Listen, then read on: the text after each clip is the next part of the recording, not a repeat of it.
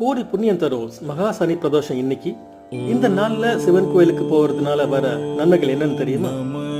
இந்த நாள், அதாவது திரியோதசி திதி வர நேரத்துல சாயங்காலம் 4:30 மணிலேருந்து 6 மணி வரைக்கும் இதான் பிரதோஷ காலம் சொல்லப்படுது. இந்த நேரத்துல தான் சிவபெருமான் ஆளுகால விஷயத்தை மக்களின் நன்மைக்காக, உலக நன்மைக்காக அருந்தினார்.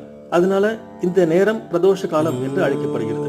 இது மட்டும் இல்லாம இந்த நாள்ல சிவபெருமானை பார்க்கறதோட வந்திய பகவானை பார்த்தா உங்களுக்கு மிகப்பெரிய புண்ணியம் கிடைக்கும். அதை தவிர பிரதோஷ காலத்துல நீங்க கோயிலுக்கு போய் சனி பிரதோஷம் முக்கியமா போனீங்கன்னா 5 வருஷம் கோயிலுக்கு போன ஒரு பலன் உங்களுக்கு கிடைக்கும்னு புராணங்கள்ல சொல்லியிருக்கு.